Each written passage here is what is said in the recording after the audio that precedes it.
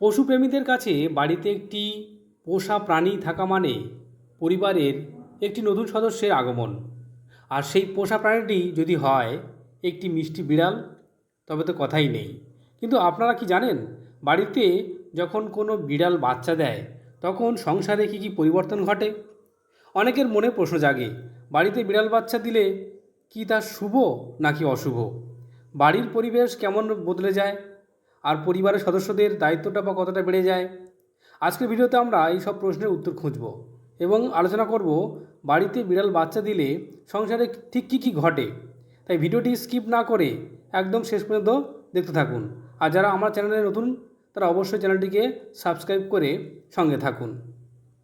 শুরুতেই চলুন জেনে নিই বাড়িতে বিড়াল বাচ্চা দেওয়াকে আমাদের সমাজ বা বিভিন্ন ধর্মে কীভাবে দেখা হয়। আমাদের সমাজ নানা রকম লোককথা বা প্রচলিত ধারণা রয়েছে। অনেকের মতেই বাড়িতে বিড়াল বাচ্চা দেওয়া অত্যন্ত সৌভাগ্যের লক্ষণ। মনে করা হয় যে বাড়িতে বিড়াল নিশ্চিন্তে ও নিরাপদে বাচ্চা দেয়, সেই বাড়িতে ইতিবাচক শক্তির প্রবেশ ঘটে। প্রাচীন মিশরীয় সভ্যতার বিড়ালকে দেবতার আসনে বসানো হতো। আবার ইসলাম ধর্মেও বিড়ালকে অত্যন্ত পবিত্র এবং আদরের প্রাণী হিসেবে গণ্য করা হয়। হিন্দু ধর্মেও বিড়ালকে মা ষষ্ঠীর বাহন হিসাবে ধরা হয়। তাই বাড়িতে বিড়াল বাচ্চা দিলে অনেকেই মনে করেন যে এটি সংসারের সুখ, শান্তি এবং সমৃদ্ধি আসার পূর্বলক্ষণ। আসলে মা বিড়াল বাচ্চা দেওয়ার জন্য এমন একটি জায়গায় বেছে নেয় যেটিকে সে সবচেয়ে নিরাপদ বলে মনে করে। তাই যদি সে আপনার বাড়িকে বেছে নেয়, তার মানে আপনার বাড়ির পরিবেশ খুবই শান্ত এবং নিরাপদ। এবার আসি বাস্তব পরিবর্তনের কথায়। বাড়িতে বিড়াল বাচ্চা দিলে সংসারের পরিবেশ হঠাৎ করেই যেন একটু বদলে যায়।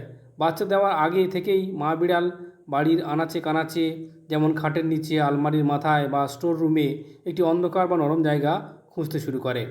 বাচ্চা জন্মানোর পর প্রথম কয়েক সপ্তাহ মা বিড়াল অত্যন্ত সতর্ক এবং রক্ষণশীল হয়ে ওঠে।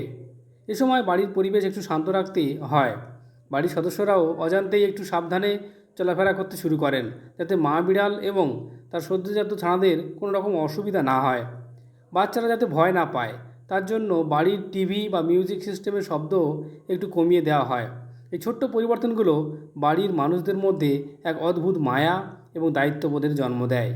বাড়িতে নতুন অতিথি আসার মানেই হলো দায়িত্ব বেড়ে যাওয়া। বিড়ালছানা জন্মালে পরিবারের সদস্যদের দায়িত্ব অনেকটাই বেড়ে যায়।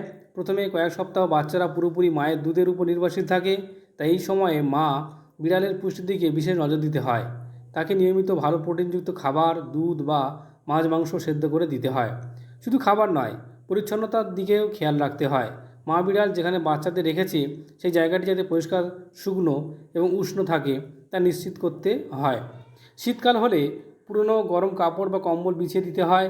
এছাড়া মা বিড়ালের স্বাস্থ্যের দিকে খেয়াল রাখা এবং প্রয়োজনে চিকিৎসকের পরামর্শ নেওয়া ও বাড়ির সদস্যদের রুটিনের একটি অংশ হয়ে দাঁড়ায়। এই যে একটা ছোট্ট প্রাণীর প্রতি এত যত্নশীল হওয়া, এটি সংসারের মানুষদের আরও বেশি মানবিক এবং দায়িত্ববান করে তোলে। সব দায়িত্ব ও পরিশ্রমের শেষে যে জিনিসটা সবচেয়ে বেশি পাওয়া যায় তা হলো অফুরন্ত আনন্দ। বিড়াল ছানাগুলোর বেড়ে ওঠা চোখের সামনে দেখা একটা দারুণ অভিজ্ঞতা। প্রায় 7 থেকে 10 দিন পর যখন তারা প্রথম চোখ খোলে আর টলমল পায়ে হাঁটার চেষ্টা করে, সেই দৃশ্য যে কোনো মানুষের মন ভালো করে দিতে পারে। বিজ্ঞানে প্রমাণিত যে পোষা প্রাণীর সাথে সময় কাটালে মানুষের মানসিক চাপ বা স্ট্রেস অনেকটাই কমে যায়।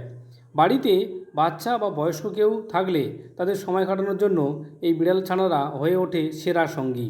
সারা দিনের ক্লান্তি বা কাজের চাপ শেষে যখন দেখবেন একটা ছোট্ট তুলতুলে বিড়ালছানা আপনার পায়ে এসে ঘষা খাচ্ছে বা আপন মনে খেলা করছে, তখন নিমেষেই আপনার সমস্ত ক্লান্তি দূর হয়ে যাবে।